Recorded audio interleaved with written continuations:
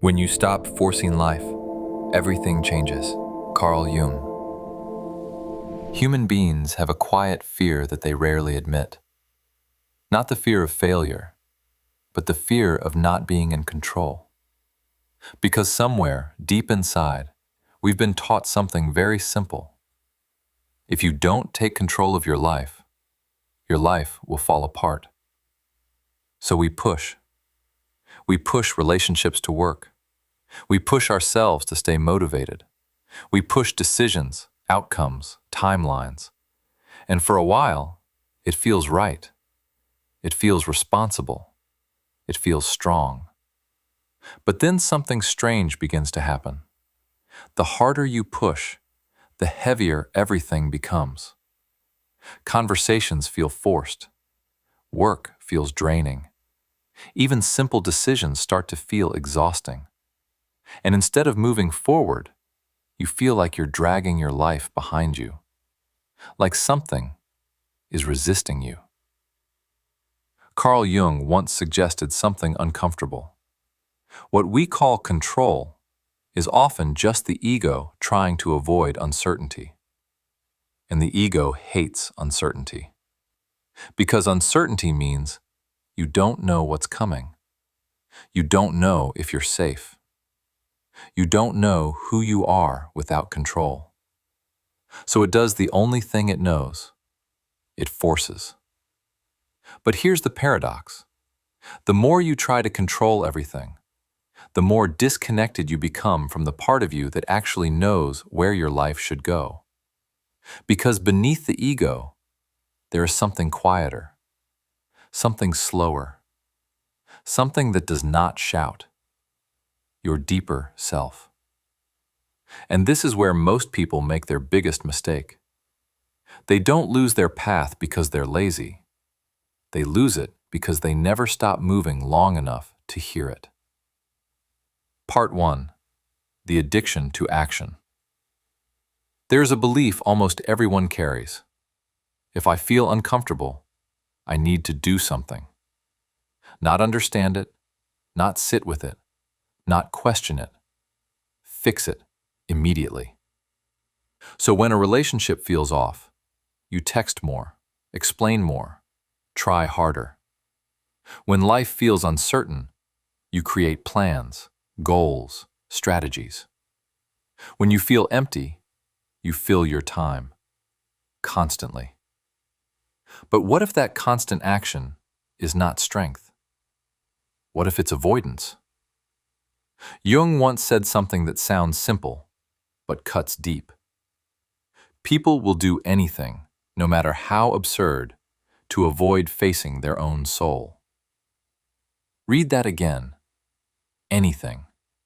Even building an entire life that doesn't belong to them. Because stopping is dangerous. When you stop, you feel. When you feel, you notice. And when you notice, you start seeing things you've been avoiding. So instead, you stay busy. Not because life requires it, but because silence reveals too much. Part 2. When life starts slowing you down. At some point, something shifts. You're still doing everything the same, but it stops working. Effort increases. Results decrease. Motivation fades. Excitement disappears. Even things you used to love feel empty. This is the moment most people misunderstand. They think, I need to try harder. But psychologically, something else is happening. Your energy is withdrawing. Not because you're weak, but because you're moving in a direction that no longer belongs to you. Imagine trying to run, but your body slowly turns off your strength. Not to punish you, but to stop you from going the wrong way. That's what this phase is. It's not failure. It's resistance from your deeper self. And the more you ignore it, the louder it becomes. Part 3. The signals you keep ignoring. Life rarely hits you with chaos immediately. First, it whispers. A subtle discomfort, a quiet doubt, a loss of excitement. You feel it, but you dismiss it. I'm just tired. I just need discipline. This is normal. So you push through it, and for a while, that works, until it doesn't. Then the signals grow. Fatigue becomes exhaustion. Doubt becomes anxiety. Discomfort becomes burnout. And eventually, life does something you can't ignore. A breakdown, a loss, a sudden ending. Something that forces you to stop. Not because life is against you, but because you refuse to listen when it was gentle. Part 4. The collapse that changes everything. This is the moment people fear the most. When something important in their life falls apart. A relationship ends. A plan fails. A version of themselves collapses. And the ego calls this disaster.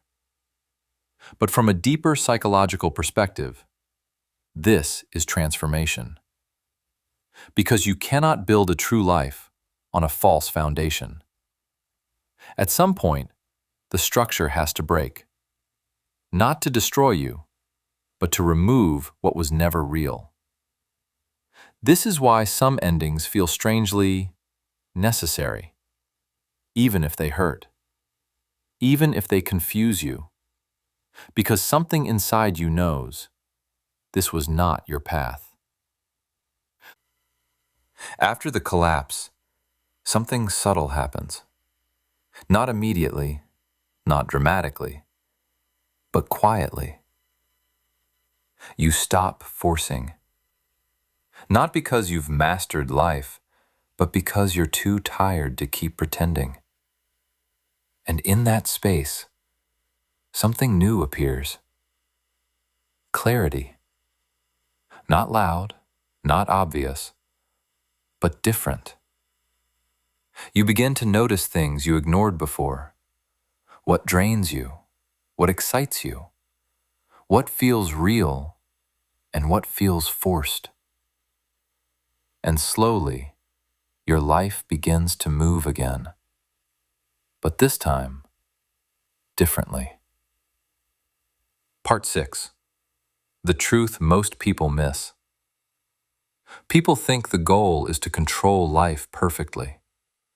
But the truth is the opposite.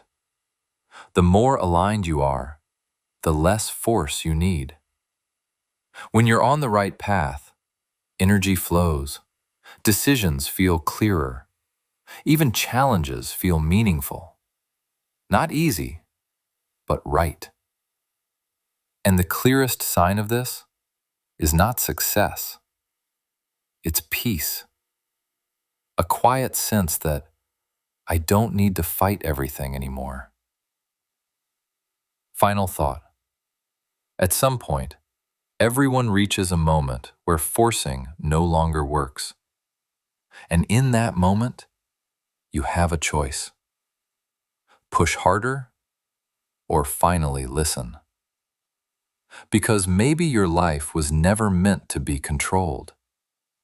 Maybe it was meant to be understood. And maybe the path you've been trying to force was never yours to begin with. If this made you stop and think, you're already closer than you think.